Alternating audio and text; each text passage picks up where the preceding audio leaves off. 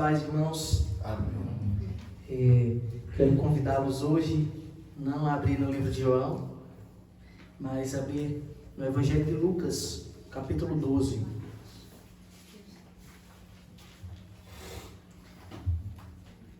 Abrir nossa Bíblia e a palavra do nosso Deus. O Evangelho de Lucas, capítulo 12. Vamos ler do versículo 13 ao versículo 21.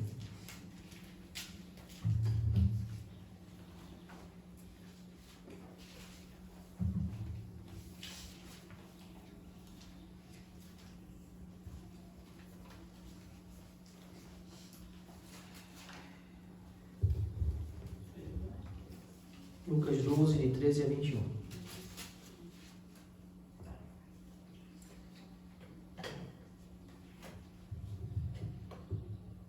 Os irmãos encontraram? Amém. Diz assim a palavra do nosso Deus. Nesse ponto, o homem que estava no meio da multidão disse a Jesus: Mestre, diga a meu irmão que reparta comigo a herança. Mas Jesus lhe respondeu: Homem, quem me nomeou juiz ou repartidor entre vocês? Então lhes recomendou: tenham cuidado e não se deixem dominar por qualquer tipo de avareza, porque a vida de uma pessoa não consiste na abundância dos bens que ela tem. E Jesus lhes contou ainda uma parábola, dizendo: o campo de um homem rico produziu com abundância. Então ele começou a pensar: que farei, pois não tenho onde armazenar a minha colheita? Até que disse: já sei, destruirei os meus celeiros, construirei outros maiores, e aí armazenarei todo o meu produto e todos os meus bens. Então direi à minha alma: você tem em depósito muitos bens para muitos anos. Descansa, come, bebe e aproveita a vida. Mas Deus lhe disse: louco, esta noite lhe pedirão a sua alma. E o que você tem preparado, para quem será? Assim é o que ajunta tesouros para si mesmo, mas não é rico para com Deus. Amém. Oremos.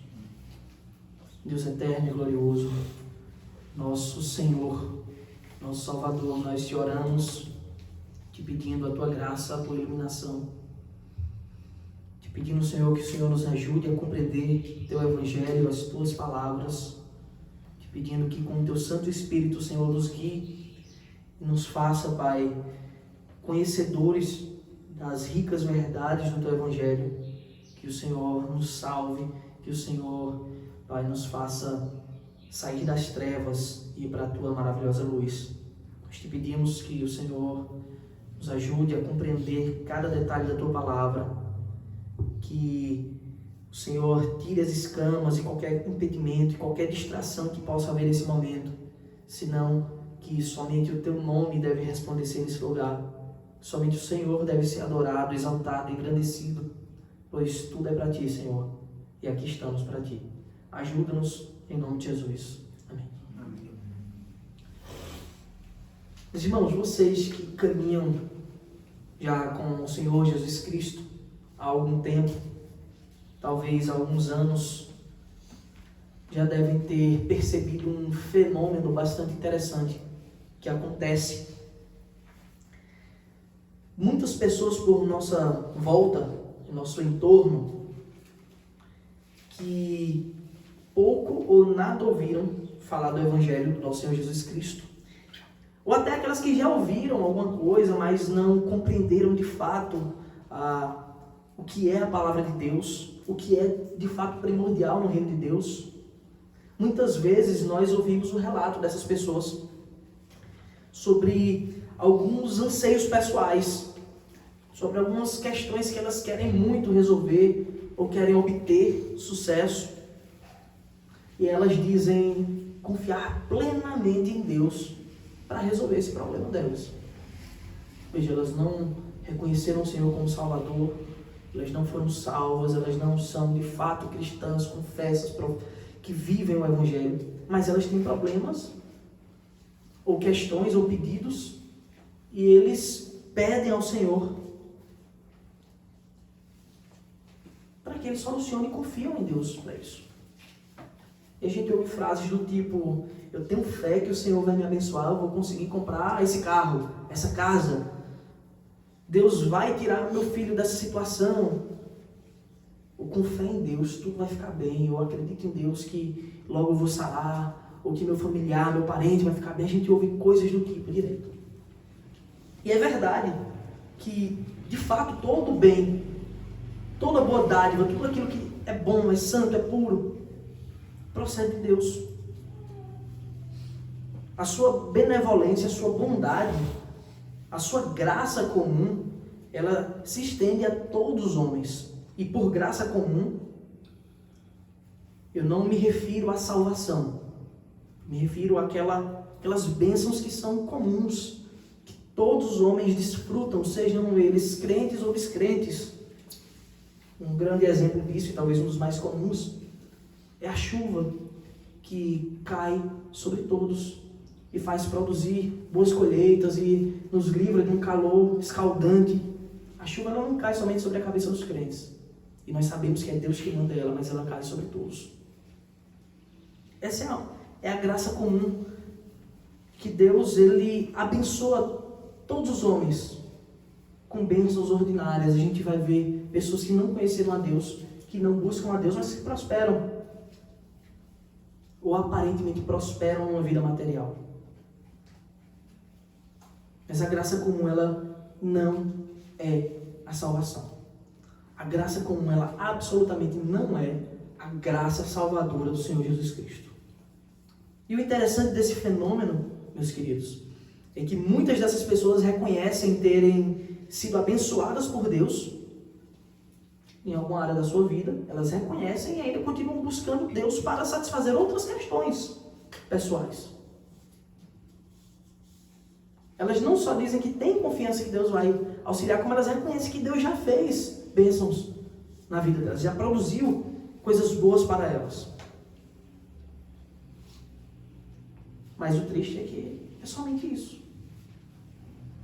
Eles não estão dispostos a reconhecer o Senhor Jesus Cristo como um Salvador. Eles não estão dispostos a reconhecer Cristo como o Senhor da sua vida, apenas como uma fonte de bênçãos.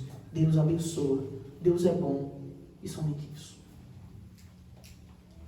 O livro de Lucas, ele narra para nós muitos discursos públicos de Jesus, nos quais o nosso Senhor, ele traz verdades eternas espirituais para a vida das pessoas. E muitas delas, como nós lemos, ele falava por meio de parábolas. O Senhor Jesus ensinava muitas coisas por meio de parábolas, ou seja, comparações. Comparações. E a seção do texto que narra o diálogo de Jesus com esse homem que queria muito que o seu irmão dividisse a herança do seu pai com ele, ele se inicia no versículo 13 dessa forma. Nesse ponto, o homem que estava no meio da multidão disse a Jesus, olha, nesse ponto, a primeira coisa que a gente deve observar é assim, mas que ponto é esse? Porque tinha uma coisa antes. A seção anterior do discurso de Cristo explica que ponto é esse. Que esse homem passa a interromper Jesus para querer que ele vá falar ao irmão para dividir a herança. Vamos ler o que está escrito nos versículos de 8 a 12. Palavras de Cristo. Diz assim: digo mais a vocês, todo aquele que me confessar diante dos outros, também o Filho do Homem o confessará diante dos anjos de Deus. Mas o que me negar diante das pessoas, será negado diante dos anjos de Deus. Todo aquele que disser uma palavra contra o Filho do Homem, isso lhe será perdoado. Mas o que blasfemar contra o Espírito Santo, não haverá perdão. Quando levarem vocês às sinagogas ou à presença de governadores e autoridades, não se preocupem quanto à maneira como irão responder, nem quanto às coisas que tiverem de falar, porque o Espírito Santo nos ensinará naquela mesma hora as coisas que vocês devem dizer.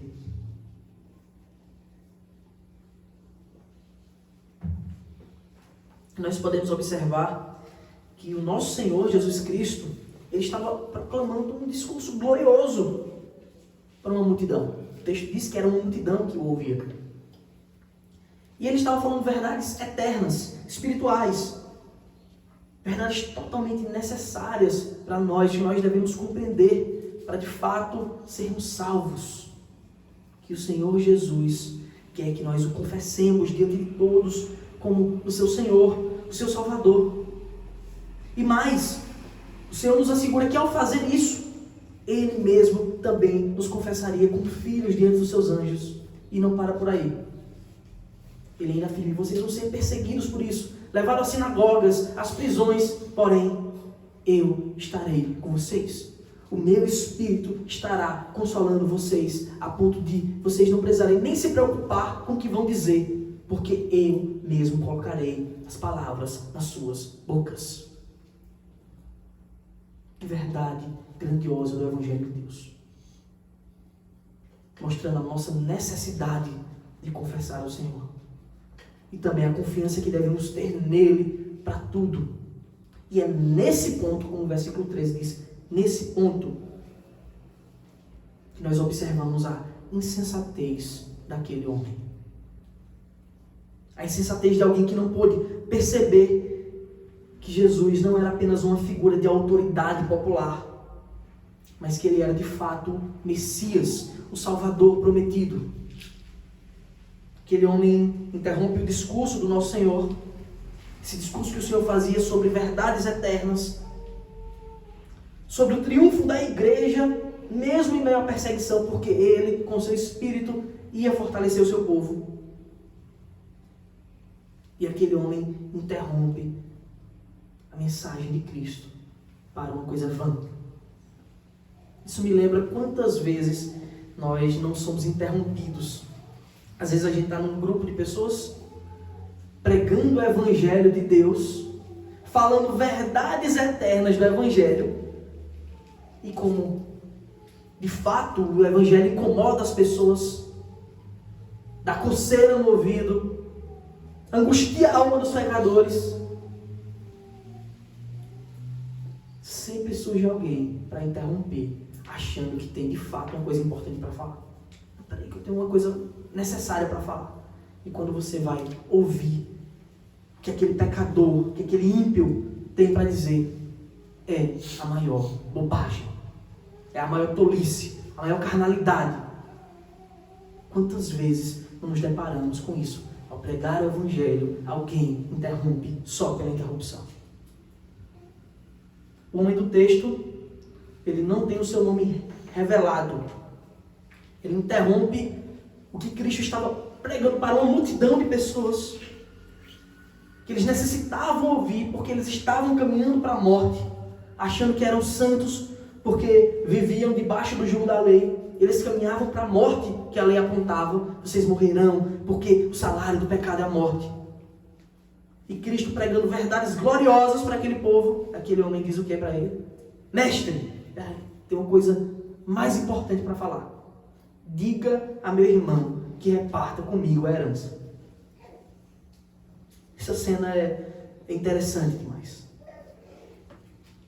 Por um lado a gente tem Jesus discursando para uma multidão as verdades imutáveis e gloriosas do Evangelho de Deus. E no meio surge um homem tolo. E a gente espera que quando a gente prega o Evangelho com fidelidade, que é o próprio Cristo pregando o seu Evangelho, as pessoas respondam ao Evangelho com fervoroso amém. É verdade, Senhor. E aquele homem rompe a multidão. Mas a gente não ouve uma confirmação das palavras de Cristo como aquilo que ele necessitava para a vida. A gente ouve deles: mestre, diga a meu irmão que reparta comigo a herança. Nós podemos nos perguntar o que pode haver de mais urgente na vida de alguém do que ouvir a palavra de Deus. E nesse caso proclamada pelo próprio Deus encarnado. Para aquele homem tinha uma coisa mais importante: a herança do seu pai, os bens materiais, as riquezas transitórias dessa terra. como era de costume entre os judeus, eles procuravam de fato os rabinos para tomarem decisões como essas, de acordo com a lei, como se eles fossem juízes de fato do povo. Como haviam grandes divergências, eles procuravam os rabinos. E ele havia se dirigido a Jesus como mestre, rabi.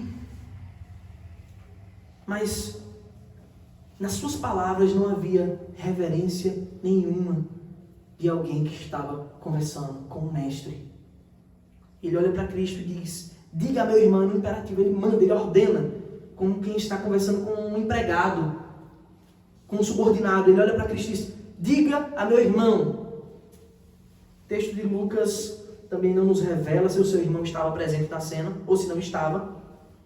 Isso também não é fundamental, porque o que importa é que o nosso Deus, Ele orquestra toda a história para que cada coisa ocorra da forma que tem de ser, de maneira tal que muitas lições que o Senhor ensinou para aquela multidão também nos ensina nessa manhã, por meio dessa cena.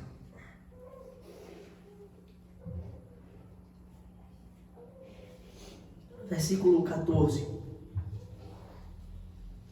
Mas Jesus lhe respondeu: homem, quem me nomeou juiz ou repartidor entre vós? Quem foi que disse que eu sou o juiz? Quem foi que disse que eu que vou lidar com essas situações bobas do dia a dia?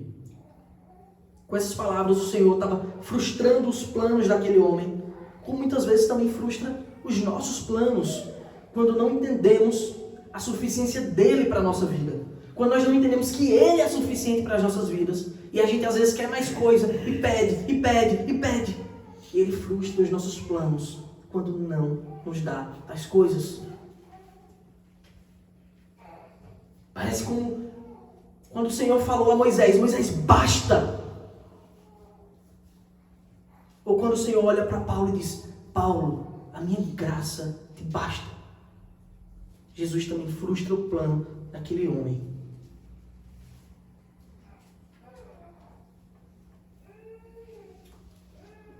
Mas pior do que esse homem, a gente vê, infelizmente, pessoas que dizem ter conhecido o Evangelho, agindo de igual modo. Como se o Senhor fosse um servo que tem que abençoar, que dá bênçãos, tem que dar bênçãos materiais. Eu já ouvi crentes ou pseudo-crentes afirmar: não, o Senhor tem que me abençoar, porque está lá em Salmo que Ele vai me abençoar. Ele tem, né? Como assim Ele tem? Quem é o Senhor? É você ou é Ele? Nós temos um Deus que de fato abençoa o seu povo, e de muitas maneiras. Mas a única grande dádiva, de fato, prometida a Deus, prometida por Deus, é o perdão dos nossos pecados. É a salvação eterna da nossa alma, do nosso corpo. Jesus estava dizendo para aquele homem: eu não vim para resolver esse tipo de coisa. Minha graça basta, é suficiente, está além de tudo isso. Tomando ocasião de tudo isso, versículo 15 é dito: então lhes recomendou: tenham cuidado e não se deixem dominar por qualquer tipo de avareza, porque a vida de uma pessoa não consiste na abundância dos bens que ela tem. A vida de uma pessoa não consiste na abundância dos bens que ela tem. E a gente costuma definir assim as pessoas, né? O que ela tem é o que vai fazer, como eu vou tratar ela. Tiago fala isso em sua carta. A gente não agir com acepção de pessoas. Quando receberam na igreja, as pessoas olham: esse homem tem muitas posses, então ela vai para um lugar de honra, já que ele, pobre coitado, com a roupinha mais humilde, fica lá no fundo, mais escondido. Que coisa vergonhosa para o Evangelho de Deus. Quando a maior glória e riqueza de todas é dada de graça, a salvação pelo Evangelho do nosso Senhor Jesus Cristo. E Jesus aproveita o ensejo para exortar a multidão quanto aos perigos da avareza. Em suas palavras, nós podemos ver os efeitos destruidores desse pecado nas nossas vidas. Primeiro, a avareza, ela pode te dominar. A avareza, ela pode te dominar. A avareza é o apego aos bens materiais, o apego a qualquer coisa que não seja Deus. Segundo, ela te confunde sobre o valor das pessoas. Além de te dominar, ela te confunde sobre o valor das pessoas. No geral, o pecado faz isso. Assim como a lascívia faz com que você olhe as pessoas, sexualizando elas, pensando só nesse aspecto, como um objeto, a avareza faz a mesma coisa. Olhando para as pessoas, entendendo elas como apenas um valor monetário. Na Escritura são muitas as recomendações que envolvem o conceito de avareza e o apego aos bens. 1 Timóteo, de 6 a 10, quero convidar os irmãos a abrirem comigo. 1 Timóteo capítulo 6, de 7 a 10.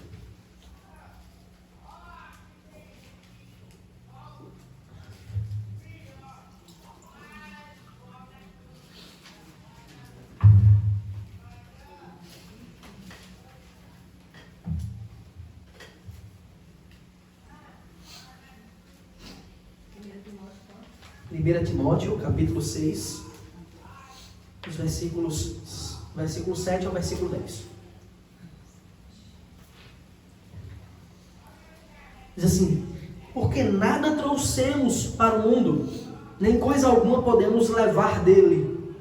Tendo sustento e com que nos vestir, estejamos contentes. Mas os que querem ficar ricos caem em tentação, em armadilhas e em muitos desejos insensatos e nocivos que levam as pessoas a se afundar na ruína e na perdição. Porque o amor ao dinheiro é a raiz de todos os males. E alguns, nessa cobiça, se desviaram da fé e atormentaram a si mesmos com muitas dores. Esse é o efeito do apego ao dinheiro. Esse é o efeito daquele que tira de Cristo, o nosso Senhor, o nosso sustento, a nossa confiança em Deus para ser tudo que nós necessitamos, e coloca nos bens materiais. Esses são os efeitos, podendo até fazer com que você se desvie de fato da fé. Em contrapartida, o apóstolo Paulo escreve no versículo anterior, versículo 6, o que de fato é importante. Versículo 6 diz: de fato, grande fonte de lucro é a piedade e o contentamento.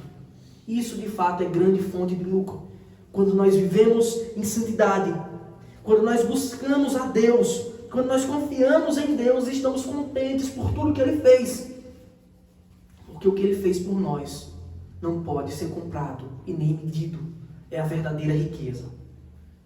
E é assim que nós somos prósperos e ricos diante de Deus. Quando nós estamos felizes, contentes, gratos com tudo que Ele fez e agimos de forma piedosa, se desviando do mal, buscando a santidade, buscando o louvor de Deus. E o Senhor agora aproveita o requerimento daquele homem para nos mostrar por meio de uma parábola onde de fato se encontra a riqueza dos filhos de Deus. Onde está então a riqueza dos filhos de Deus? E qual o perigo da avareza? Versículos de 16 a 19, o texto de Lucas diz: e Jesus lhes contou ainda uma parábola, dizendo: o campo de um homem rico produziu com abundância. Então ele começou a pensar: que farei? Pois não tenho onde armazenar a minha colheita. Até que disse: já sei, destruirei os meus celeiros, construirei outros maiores, e aí armazenarei todo o meu produto e todos os meus bens. Então direi à minha alma: você tem em depósito muitos bens para muitos anos. Descansa, coma, beba e aproveite a vida. Em outra tradução diz: e regala-te e vive de regalias. Jesus dirige essa parábola agora para aquela multidão. E nós devemos ter algumas coisas em mente para entender bem as palavras de nosso Senhor Jesus Cristo. Primeiro, ele estava pregando para judeus. Portanto, eram homens e mulheres que conheciam os mandamentos de Deus. mesmo que muitas vezes eles não aplicassem nas suas vidas corretamente os mandamentos, eles conheciam, pelo menos na teoria, os mandamentos do Senhor. Segundo, aquela sociedade era tipicamente agricultura. Eles viviam de serviços agrícolas, em sua maioria. Então a parábola ela possuía elementos do campo que eram típicos daquele povo, que eles conheciam bem a linguagem. Então, para aquele povo, fazia total sentido o que Jesus estava falando. Jesus começa relatando os pensamentos de um homem já rico. Afinal, a parábola começa assim. Ó. E Jesus lhes contou aí uma parábola, dizendo: o campo de um homem rico, ele já era rico. E agora ele teve uma excelente colheita. E aquele homem, ele indagava consigo mesmo. Ele pensava: eu tenho um problema, eu não tenho onde armazenar mais tantos frutos. O que farei, pois não tenho onde armazenar minha colheita? Essa era a primeira preocupação do homem. Onde eu vou guardar aquilo que eu produzi? E depois de refletir sozinho, ele diz: já sei, descobri, achei a solução. A solução para o seu grandioso problema estava revelada agora na sua mente. Ele compreendeu. Não, é simples, eu vou destruir o que eu tenho, os meus celeiros, vou construir outros maiores, e aí eu tenho mais espaço para armazenar. E vou poder botar todos os meus produtos e todos os meus bens dentro desses novos celeiros. E a solução do seu problema ele veio unicamente da sua percepção da realidade. Para ele, a raiz do problema consistia em que seus armazéns não tinham capacidade suficiente. Esse era todo o problema daquele homem. Olha, eu não tenho capacidade de guardar tantos frutos. Então, a melhor coisa que eu tinha a fazer é destruir esses celeiros que são pequenos, afinal já sou rico, construo maiores, e aí posso guardar tudo que eu tenho agora. E ficar satisfeito. Pois bem, foi isso que ele fez. E após sua jornada arquitetando o seu futuro, com toda a sabedoria que ele tinha, que lhe cabia, com todo o poder que as riquezas lhe conferia, ele chega ao excepcional desfecho. Ele conversa com ele mesmo, é um autodiálogo, é um monólogo. Então direi à minha alma: você tem em depósito muitos bens para muitos anos. Descanse, coma, beba e aproveite a vida. Se nós fizermos uma leitura um pouco mais detalhada, se nós tentarmos melhor para esses versículos, nós podemos tirar muitas conclusões sobre essa parábola. Primeiro, as suas condições, elas davam a sensação àquele homem de autossuficiência.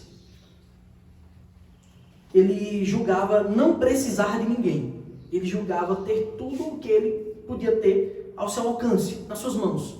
E quantas vezes nós não somos assim? A gente está com um problema, a gente quer resolver pelas nossas forças.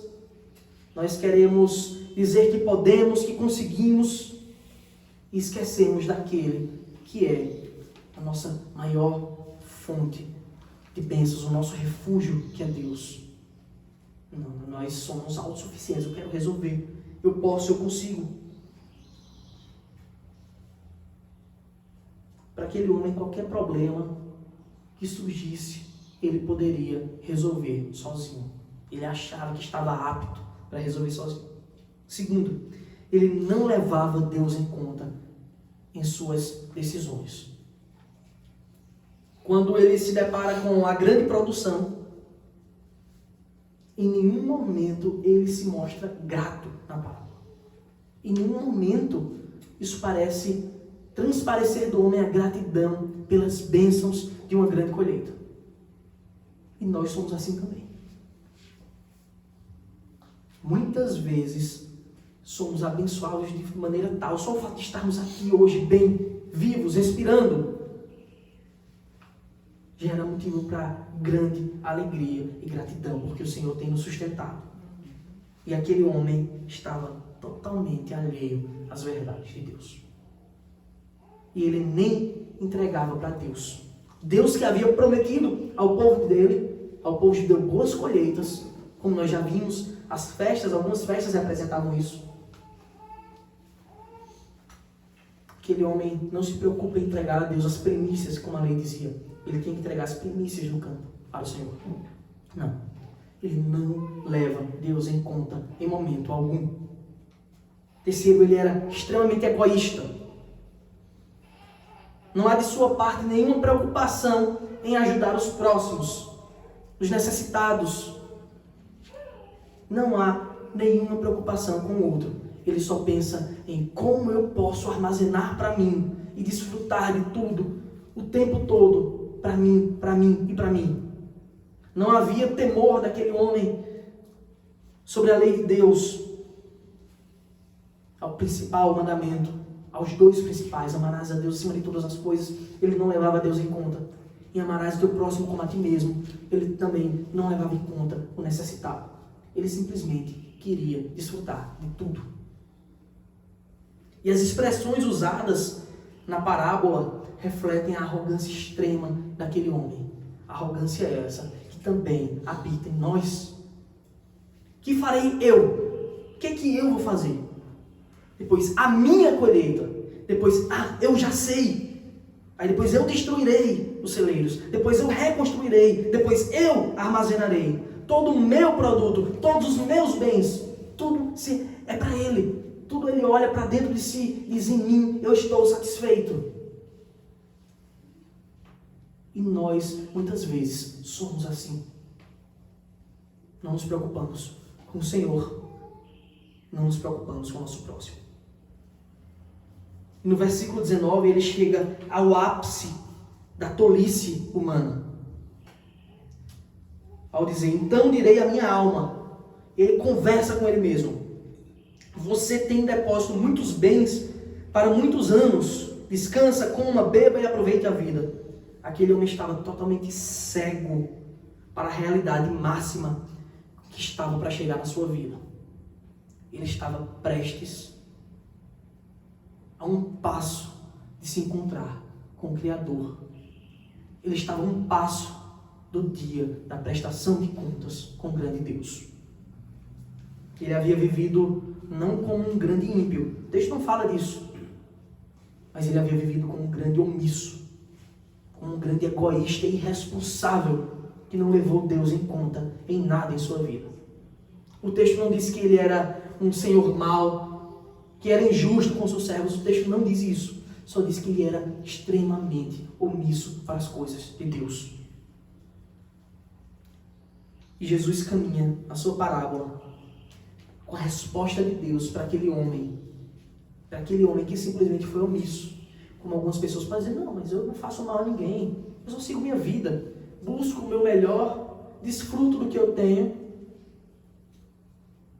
Versículo 20. Mas Deus lhe disse: louco, esta noite lhe pedirão a sua alma, e o que você tem preparado, para quem será? E o Senhor nos ensina que a avareza, o apego a qualquer coisa que muitas pessoas têm, o apego aos bens, ao dinheiro, nada mais é do que idolatria. Avareza é idolatria. Com a parábola do Senhor, ele nos ensina que nós devemos ter plena confiança em Deus. Quando nós colocamos a nossa confiança em qualquer outra coisa, seja o dinheiro, seja os títulos, a sabedoria, a família, qualquer outra coisa, nós estamos sendo idólatras.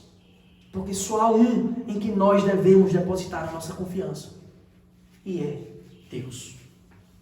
Se você confia na sua sabedoria, na sua sagacidade, inteligência, poder, ou se a sua vida baseia-se tão somente numa busca sem fim, uma busca desenfreada para um objetivo específico, lembre-se, você vai se encontrar com o Criador para prestar contas.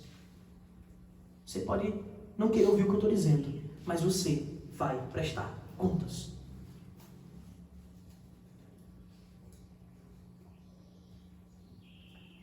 E para você que confia no que tem hoje, que se acha que está com a vida tranquila, porque tem bens como aquele homem, que agora está só desfrutando, ou que tem uma garantia, seja a mínima que for, de um emprego, de qualquer coisa. Quem te garante que você continuará tendo amanhã isso aí? Quem é que te dá a garantia que amanhã você vai ter tudo isso? Quem te dá a garantia que amanhã você vai estar andando saudável, bem? Se for riqueza, ela pode ser roubada. Patrimônio pode ser destruído. A família pode ser perdida. A saúde também. Como aconteceu com Jó. Mas quem manteve Jó de pé quando perdeu tudo isso que ele tinha foi o Senhor. Pois era no Senhor que estava a confiança de Jó. Louco é a expressão exata para quem tem todas as evidências de Deus e não o adora como Deus. Louco. Os homens amaram mais as riquezas. Os homens amaram mais os bens materiais e mudaram a glória de Deus incorruptível em semelhança da imagem de homem corruptível. Por isso são indesculpáveis. Aquele rico insensato estava prestes a morrer duplamente nessa noite, pois o seu saldo com Deus estava negativo e a condenação se apressava a chegar para a vida dele. A seção do texto é encerrada no versículo 21 com um aviso do nosso Senhor, com uma grande placa de perigo. Perigo, não se aproxime, cuidado. Assim, versículo 21, assim é o que ajunta tesouros para si mesmo, mas não é rico para com Deus. Louco, esta noite te pedirão a tua alma e o que tens, para quem está preparado o que você tem.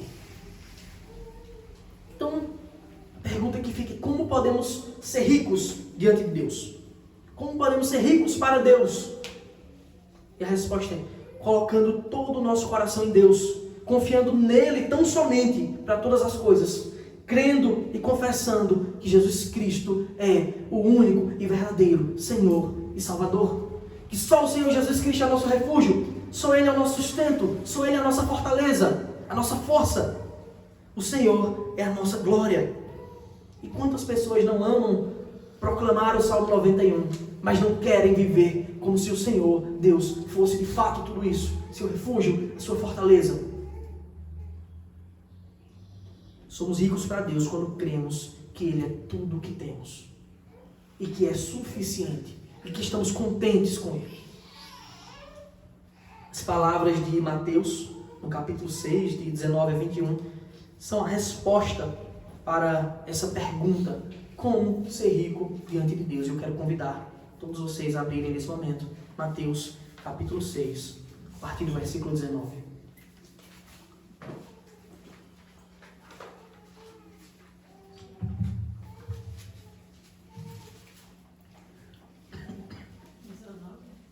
Isso, Mateus capítulo 6,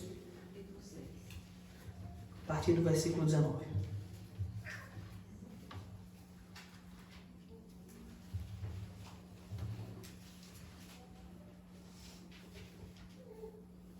Diz assim a palavra do nosso Deus: não acumulem tesouros sobre a terra, onde as traças e a ferrugem corroem, e onde ladrões escavam e roubam, mas ajuntem tesouros no céu, onde as traças e a ferrugem não corroem, e onde ladrões não escavam nem roubam. O Senhor aqui não está dizendo que é errado você ser bem sucedido, não é isso. Mas a máxima do texto está escrita: porque onde estiver o teu tesouro, aí estará também o seu coração. Por isso nosso coração deve estar em Cristo. Só Ele é o tesouro permanente. Só Ele é eterno. Qualquer outra coisa simplesmente acaba, é fugaz, se perde. Aquele homem, no começo do texto, estava com a herança do seu pai na sua mente. Ele estava ouvindo as verdades de Deus no Evangelho, mas aquilo ali não servia para ele. Porque o seu coração, a sua mente, a sua vida estava somente na herança do seu pai. Ele queria a herança do seu pai, mais do que a glória eterna de Deus. Que nós saibamos muito bem onde colocar o nosso coração. Porque onde estiver, de fato, o teu tesouro, aí estará também teu coração. Amém. Vamos orar. Deus eterno e glorioso, Pai, em nome de Jesus, ajuda-nos a entender que só há riqueza eterna, verdadeira, imutável, só há riqueza perene, permanente em Cristo. Ele que nos resgatou das trevas para a sua luz.